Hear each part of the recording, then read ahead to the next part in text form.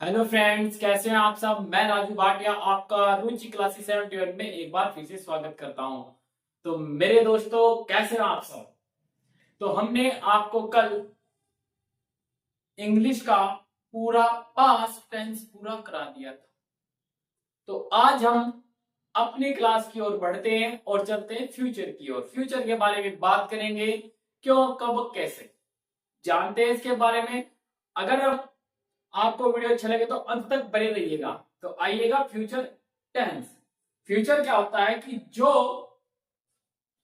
जिसके बारे में हमें ज्ञात ना हो, क्या, जिसके बारे में हमें कुछ भी ज्ञात ना हो, वो फ्यूचर है। जैसे कि माता जी मंदिर जाएगी, हमें ज्ञात नहीं है माता जी कब मंदिर जाएगी। इतनी बात समझ में आई जी। चलो देखते हैं, आज इसकी छोटी सी इंफॉर्मेशन लिखते हैं कि क्या, कि अनुवाद के नियम, क्या, अनुवाद, अनुवाद के नियम, अनुवाद के नियम जैसे कि बताते हैं इसमें क्या, कि इन वाक्यों के अंत में, इन वाक्यों के अंत में गा, गी, गे, गा, गी, गे आदि शब्द आते हैं। क्या बोला मैंने, अनुवाद के नियम में इन वाक्यों के अंत में गा, गी, गे आदि शब्द आते हैं। रूल नंबर 1 क्या कहता है ये हमारा, रूल नंबर 1, रूल नंबर 1 हमारा ये कहता है कि इन वाक्यों, इन वाक्यों में हेल्पिंग वर्ब, क्या, हेल्पिंग वर्ब क्या लगती है, विल या शैल, विल या शैल का प्रयोग करते हैं। क्या करते हैं, इन वाक्यों में हेल्पिंग वर्ब विल या शैल का प्रयोग करते हैं। इतनी बात समझ में आई जी। आइएगा नेक्स्ट, कि रूल नंबर 2 क्या कहता है। रूल नंबर 2 कहता है कि इन वाक्यों में वर्ब की फर्स्ट फॉर्म का प्रयोग, वर्ब की फर्स्ट फॉर्म का प्रयोग करते हैं, वर्ब की फर्स्ट फॉर्म का प्रयोग करते हैं। इतनी बात समझ में आए जी। अब आइएगा यूज ऑफ विल या शैल। क्या करते हैं, यूज ऑफ विल या शैल। मेरे बच्चों, आई और विल के साथ में आई, शाल का प्रयोग, शाल का प्रयोग आई और वी के साथ में करते हैं, आई और वी के साथ में करते हैं। तथा will, him, shim, ill, they, you, इन सभी के साथ में विल का प्रयोग करते हैं। इतनी बात समझ में आई। हम एक छोटा सा फॉर्मूला लेते हैं। फॉर्मूला, फॉर्मूला हमारा होगा कि सब्जेक्ट प्लस विल या शैल प्लस वर्ब की फर्स्ट फॉर्म प्लस ऑब्जेक्ट। बात समझ में आई कि सब्जेक्ट विल या शैल वर्ब की फर्स्ट फॉर्म प्लस ऑब्जेक्ट। एक छोटा सा एग्जांपल लेते हैं इसका, कि क्या, माताजी, माताजी आज, आज रामायण, माताजी आज रामायण पढ़ेगी, माताजी आज रामायण पढ़ेगी। तो मेरे बच्चों, सभी क्लास में the mother, the mother, the mother will, the mother will read the Ramayana, read the Ramayan.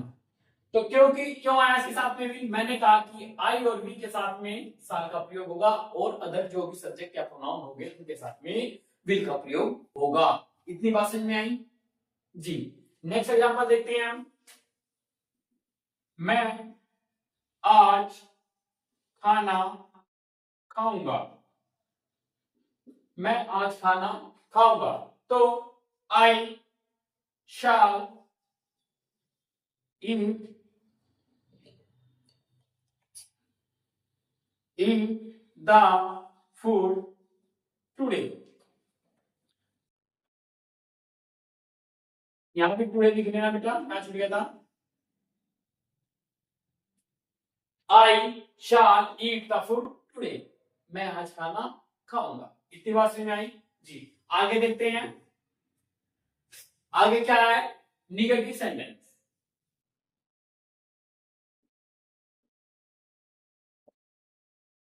ये हमारा अफर्मेटिव था या पॉजिटिव सेंटेंस कह देते हैं। अब है हमारा निगेटिव। निगेटिव क्या है? हमारा एक फॉर्मूला है। फॉर्मूले में क्या होगा कि सब्जेक्ट होगा प्लस विल या शाल प्लस नॉट प्लस वर्ब की first form plus object. Verb की फर्स्ट फॉर्म प्लस ऑब्जेक्ट। जैसे कि अगर एग्जांपल लेते हैं कि मास्टर साहब बच्चों को नहीं पढ़ाएंगे।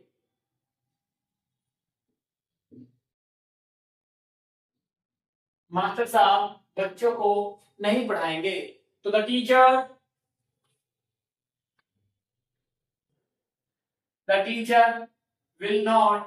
will not teach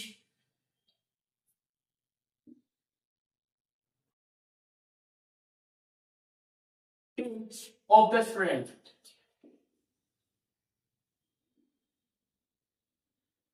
of the student. एक एग्जांपल और देखते हैं अब इनका क्या,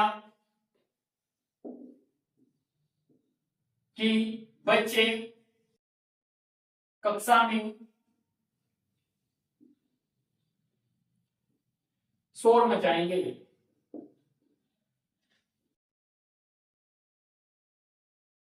शोर मचाएंगे। बच्चे कक्षा में शोर नहीं मचाएंगे। नहीं मचाएंगे। इतनी बात समझ आई? The children